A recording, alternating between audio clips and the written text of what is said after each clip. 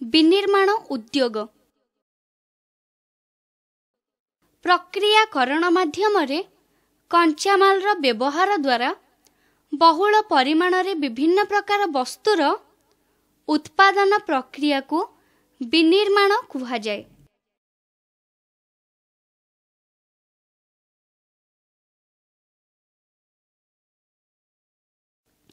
यह साधारणतः शिल्प द्वारा संभव होइथाय।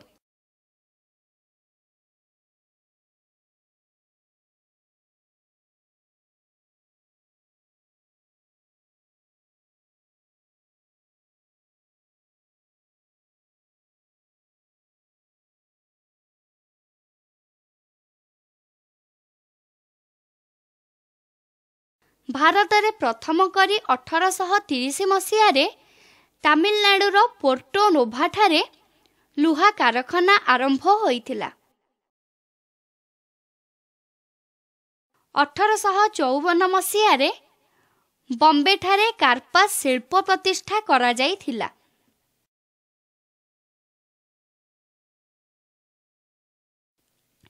सेहीपरि 1855 मसीह रे कोलकातार रिसरा ठारे प्रथम झोटो शिल्प प्रतिष्ठित होइथिला। औद्योगिक स्थान निरूपण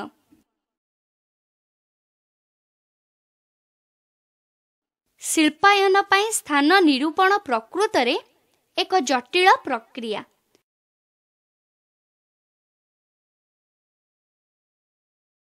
कारण एथिपाई दुईटी कारक मुख्य भूमिका ग्रहण करिथांती।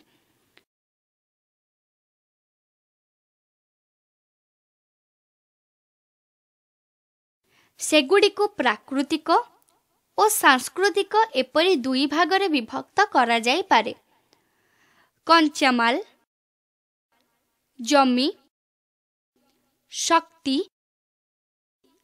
जल, उपयुक्त जलवायु आदि को प्राकृतिक कारक भावे ग्रहण करा जाइथिबा बेले श्रमिक, बजार, परिवहन व्यवस्था, मूलधन, बैंकिंग व्यवस्था, सरकारी नीति आदि को सांस्कृतिक कारक रूपे ग्रहण करा जाइछि। ए आकार अनुसारे शिल्पर विभागीकरण शिल्प संस्थार आकार साधारणतः एथिरे विनियोग पुंजीर परिमाण,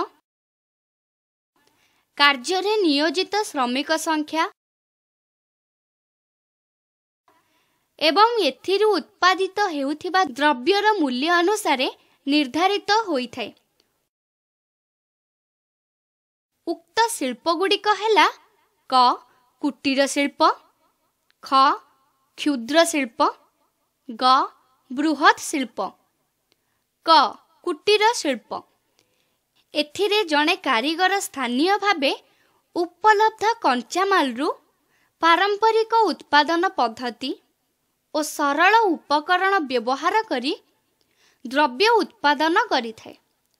से निजर गृहरे एही कार्य करे और परिवार अन्यान्य सदस्य माने संपूर्ण बा आंशिक भावरे ताकु साहाय्य करिथांती।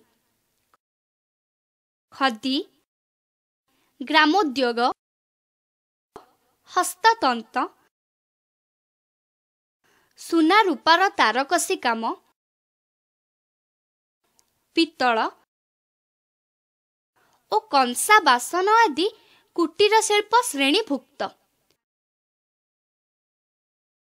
ख क्षुद्र शिल्प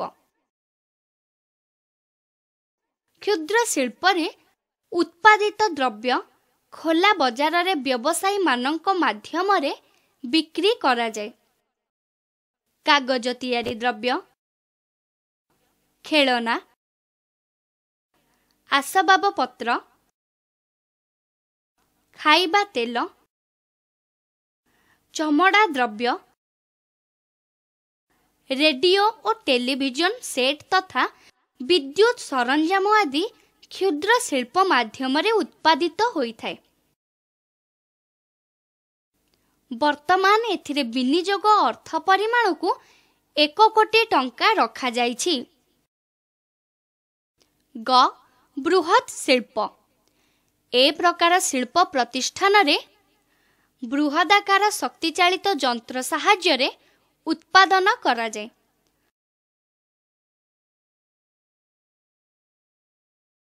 लोह इस्पात कारखाना, बयन शिल्प,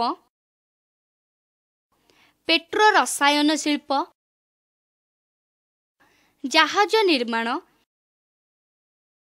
एवं बृहदाकार यंत्र निर्माण शिल्प आदि गोटिए लेखाएं उदाहरण। बी उत्पादर प्रकार और द्रव्यर प्रकृति अनुसार शिल्प 2 प्रकारर। मौलिक शिल्प, जेउ शिल्पर सर्वशेष उत्पाद अन्य एक शिल्पर कंचामाल रूपे व्यवहृत हुए ताहाकू मौलिक शिल्प कुहा जाए।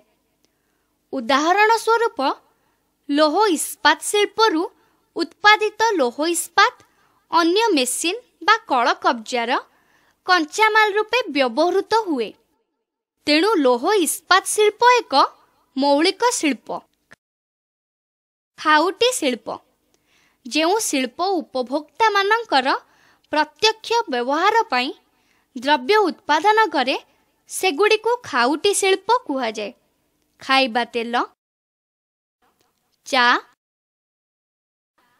साबुन, पाउरुटी, बिस्कुट, रेडियो, टीवी आदि शिल्प को खाउटी शिल्पर अंतर्भुक्त करा जाइछि।